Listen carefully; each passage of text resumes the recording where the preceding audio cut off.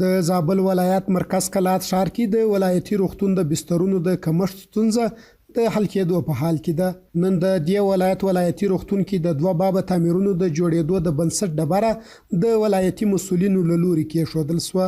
د زابل د عامې روغتیا رئیس په خپلو خبرو کې وویل چې دغه تعمیرونه په 2 پوړه کې په اساسي ډول د یو کال په موده کې د شاوخوا 80 میلیونه افغانۍ په ارزښت د اسلامي امارت په بودیجه د مشرتابه په خاصه لورینه جوړیږي چې 150 بستره به ولري. زابل ولایتي روغتون څه موده وړاندې موږ پیشنهاد وکړ مشرتابه مقام ته علي قدر امیر المؤمنین شیخ صاحب حفظه الله له لوري زموږ ولایتي روغتون ته 300 بستریز ته ارتقا ورکړل سو. همدارنګه د دې 300 بستریز لپاره تشکیل منظور سو او ورسره ودانۍ چې موږ 100 بستریز ودانۍ درلوده د 1.5 بستریز لپاره مو نوې ودانۍ قراردادي مراحل ټول خلاص ول ان شاء الله. اوس معمولا د بنسټ ډبره کېښول چې 2 بابه تعمیرونه دي چې د 1.5 بستره ظرفیت به ولري ان شاء الله. همدارنګه د 9 بابه نور غچ دي لکه انتظارګاوې د مریضانو لپاره چې زنانه او مردانه انتظارګاوې دي، د درملو سټاک د یو مجهز چې هلته به